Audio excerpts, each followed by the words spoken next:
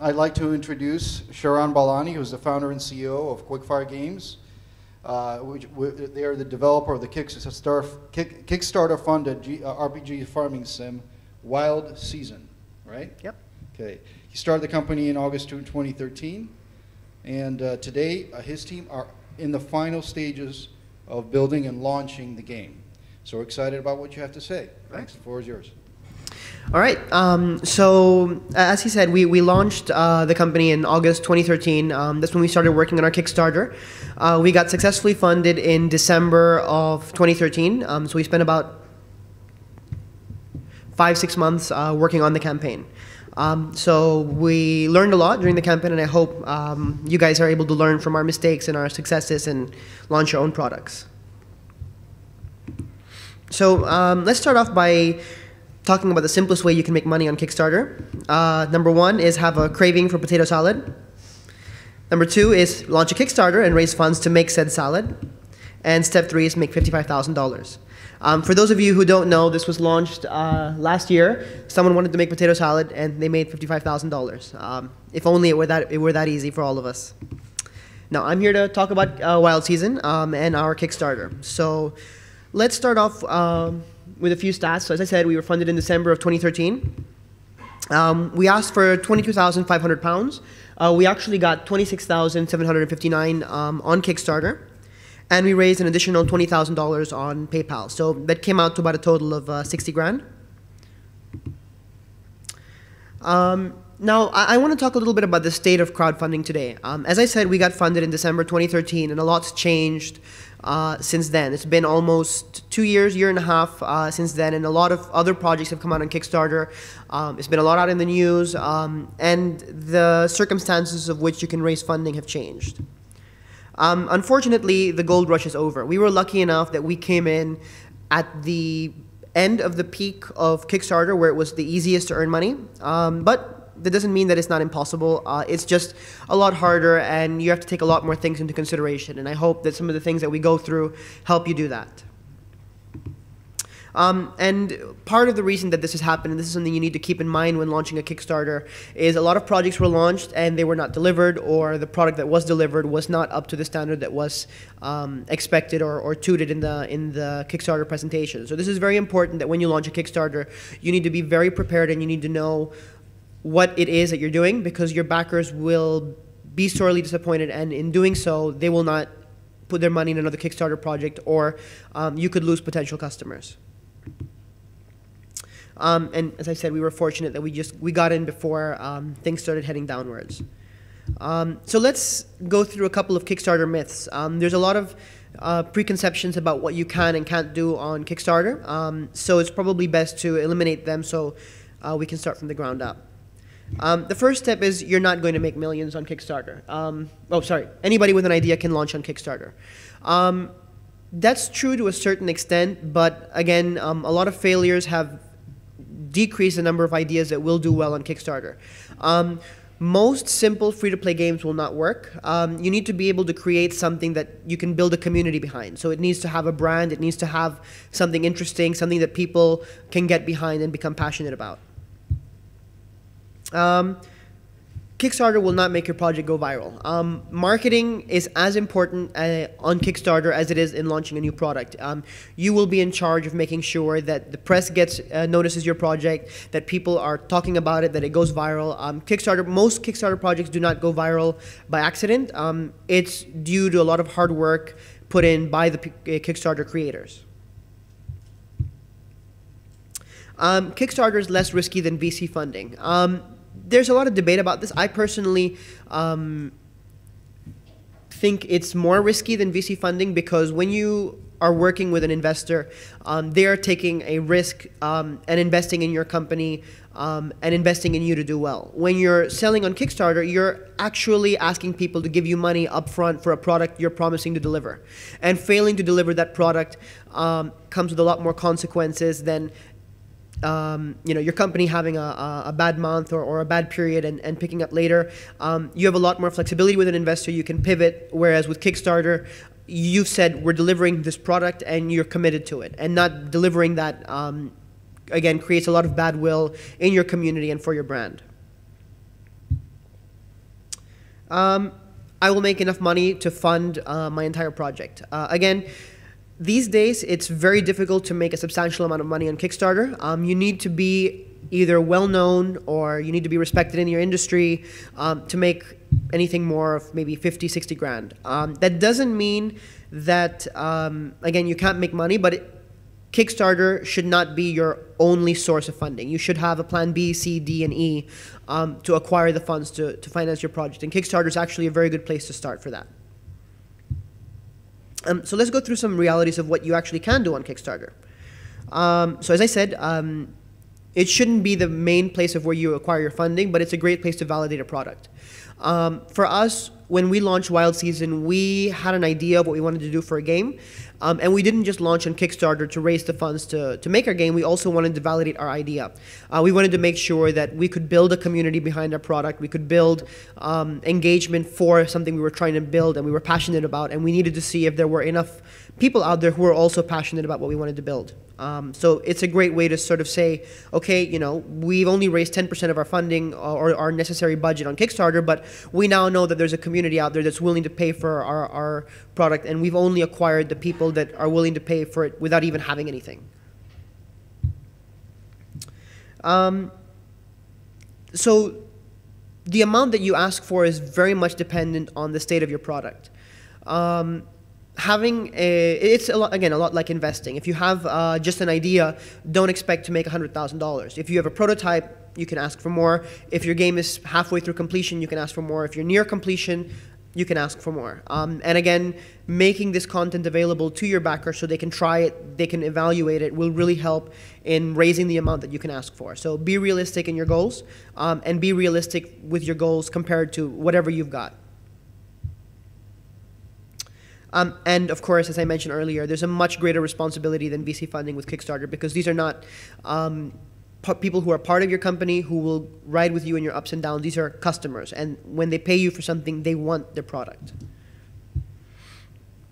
And as I mentioned earlier, getting your project seen is not dependent on Kickstarter, it's dependent on you. And building a network and having a strong network prior to launching your Kickstarter is very important in getting seen and increasing your critical mass so that you can get funded. So I'm going to go through the process that we went through in putting our page together and launching our Kickstarter. So the first step is obviously the preparation.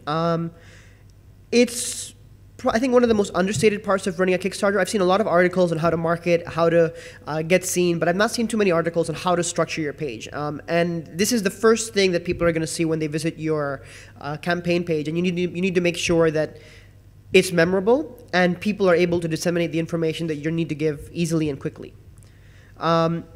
Preparation can last as long as 3 months. I've spoken to some Kickstarter project founders who have done it for as long as 6 months. Preparation is key, and spending the time to make sure your page and your content looks professional is something that can't be stated enough. I've seen a lot of videos that are not great. The idea behind the Kickstarter was fantastic, but because they didn't present themselves in a professional manner, they probably did not hit their goals. Spending some time and maybe even some money working with professionals to make a professionally created video, making sure your audio is crisp, making sure you're using good equipment, can make a really big difference with your Kickstarter. Now, obviously, many of you might be launching a Kickstarter because you're strapped for funds. Smartphone cameras these days are great. They can make your video look relatively professional, but don't skimp on audio.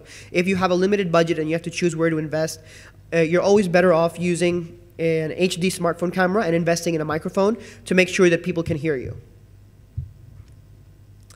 Plan your updates out in advance. We did this with Wild Season. We planned about half of our updates in advance, and we said, okay, you know what, let's fill in the rest on the fly as we're putting stuff together. That was one of our biggest mistakes. You want to have your updates pre-written and pre-planned in advance. And then anything else that comes up on the fly, you do it then and there, but at least you've got your updates planned. Updates are extremely important for your Kickstarter because it shows people that there's always new stuff happening. It tells people what you're doing, and it creates more content for people to search and find you on Kickstarter, on Google, and on Facebook. And of course, have your stretch goals pre-planned in advance. Should you be lucky enough to hit and surpass your funding goal, you need to have a plan ready for like, okay, well, we want to raise $25,000 and we're going to do this. But if we hit 30,000, well, we think we can do this. If we hit 35, we think we can do this. And have all of the artwork, all of the material, all of the plans made in advance, because when you hit that goal, you want to put your stretch goals up within the hour of hitting your goal, because you don't want to lose potential funding because people are like, okay, well, they've already reached their goal. What else are they going to do if I give them my money now? So I mentioned the page. The use of images. These days, people are used to disseminating information quickly. They have a very short attention span, and being hit with a wall of text can turn a lot of people off. So use images. If you have an art team, take advantage of them. Turn as much information as you can into images, because people will be able to read that through quicker and make a decision quicker about whether they're willing to give you their money. So as I said, they don't want a wall of text. Use graphics to break things up. So things like pledge charts, things like infographics, they all make a big difference.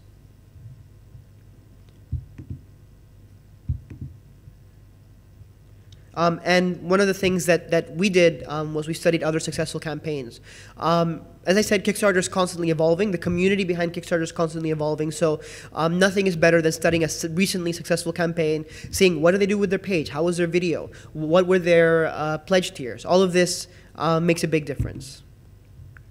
So the next thing I want to talk about is community, and I think this is the second most important component of having a successful Kickstarter. We started building our community as early as July, prior to launching in December. So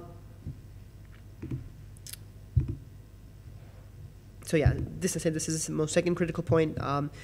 It should be part of your preparation, and you should have allocated time and maybe even people who are just dedicated to going out there and telling people like, oh, we're thinking of making this game. What do you think? What's your feedback? Start collecting feedback much longer before your Kickstarter, because then you know what to put in your Kickstarter. You know what people are willing and not willing to give you money for a product. And in doing so, you start to generate interest. And that interest will result to people sharing your Kickstarter project, visiting your Kickstarter project, telling their friends, and again, increasing the mass that you can create to try and get funded. And the longer you do this, the better. I've spoken to some Kickstarter project founders that have done it for as long as a year. And they were able to build a huge community prior to their Kickstarter launch. So the ideal time is about 6 months to a year. But I've seen people do it with 3 months. But if you're a nobody or you don't have a reputation in the industry, the longer you can spend building that reputation and building that trust with your community, the better. And have a response plan. You're going to get a lot of questions. You're going to get a lot of maybe even negative feedback, and be ready on how to deal with it. You don't want someone saying like, oh, they're launching a Kickstarter for a copycat. If it's not really a copycat, have an answer for that, or have an explanation of how you're not a copycat. And again, having all of this ready beforehand makes a big difference to your community. And get the press involved early. Send out messages, or if you're coming to these conferences, speak to press, tell them that we're thinking of launching this. Do you think it's interesting, etc. And then when you launch a Kickstarter, it's much easier to reconnect with them to share and write about your project. So as I mentioned earlier, network is extremely important. Network. It ties into your preparation, and having a big network makes sure that your project gets seen and shared. So tell your family, friends, all your contacts. I'm going to rush through a little bit because I've got 5 minutes left. So in advance of your launch, tell your friends, tell your family, we're going to launch this Kickstarter. Please pledge it, please share it. We're planning to launch it on this date. It's a big day. Make sure they mark it in their calendars. And I'll go into why afterwards. It's very important. And spend hours on the phone. If you've got a long list of friends, call them. Spend an entire day saying, I'm launching this Kickstarter. It's very important for me. It would mean a lot if you could log on this date. I'll send you a link and pledge, even if it's just $1. So let's talk about tier planning. A lot of people understate the importance of the $1 tier. This is very important because even if you get 100 friends to pledge $1, that's 100 pledges. And the Kickstarter algorithm notices that. And the more number of pledges you get, even if they're small $1 pledges, gets you shown on the website, gets you shown as popular, gets you shown maybe even as a staff pick, because it's like the Kickstarter staff are like, oh, this Kickstarter project is getting a lot of pledges. Let's have a look at it. Maybe it's worth featuring. Have an early bird tier and a not so early bird tier. Limit the amount of this, because what a lot of people will do is they'll pledge in early. We launched a $4 tier for royalties, and as the project got closer to funding, the people went, okay, you know what? I think the project's going to make it. I'm going to give more money. So they went from the $4 to the $20 or the $30, opening up slots for other people who wanted the $4 and coming in. So these are very important. Have your regular standard, and then of course have collector's editions. Your Kickstarter backers want to feel special, so have Kickstarter exclusive content. Even if it's something simple like a sticker, a poster, a plushie, or just content in game. And then of course have your power tiers, $1,000, $2,000 tiers. We were lucky enough, we actually had someone pledge £4,000 near the end of our campaign, and that was fantastic. So let's talk about the campaign. So as I said earlier, just recap, we've gone through the expectations for a Kickstarter campaign, we've gone through the content, the importance of your network, how to structure your tiers, and I think the average length for a Kickstarter should be about 30 to 45 days. That gives you enough time to spend time marketing and pushing it and getting your audience. So I just wanted to, I'm going to finish up now, I just wanted to go through some data from our Kickstarter. As you can see, we started off pretty weak. We probably should have spent more time building a community and talking to press, but we were able to do that about midway through our campaign where it started to pick up. You know, we got our big pledge in the middle there. That was our £4,000 one. But the important thing here is a lot of people get stressed out in their campaigns, because if you see in the bottom chart, it kind of dips in the middle. And that's normal in a campaign. You always get featured at the beginning and you get featured at the end, but you get very little exposure in the middle. And that's perfectly normal. You should expect this in any campaign. The middle will always be when you get the least number of pledges, but if you're lucky, you might get some bigger pledges. And then this was how we structured our reward and the popularity of our reward. So when you structure your tiers, this is very useful because you can see that we got most of our pledges at the £6 level, and then it just kind of dips on either end. So that's normally a good place to put your sort of most commonly expected pledge. At the £6, that's about $10, $12. And then I'm just going to close up with some final tips. As I said, have your content ready. Have updates planned on a daily or every other day basis. Don't expect Kickstarter to market your project. You have to do it yourself. Reach out to press, tell people, have a viral campaign, maybe even work with an agency if you have to. There's a couple of agencies out there that don't ask for money up front. They ask for a cut in your Kickstarter, but they will take care of the marketing for you. Check out pixelprospector.com for marketing tips. It's a fantastic website. I don't know if many of you know it. It's a great indie site. It's got a lot of information about how to build your community and how to market. And factor in your merchandising and shipping costs if you're going to have physical goods. A lot of Kickstarters don't take this into account, and then when they have their product, they've got to ship it, and they're like, oh, it's eating into our profit or into the money that we were going to use for our project. Last thing, when you estimate your project costs, double it. Most Kickstarter founders I've spoken to, their projects has ended up taking almost double or triple what they expected, and even if you don't ask for the full amount, budget it, and that's what you should be raising through other channels. And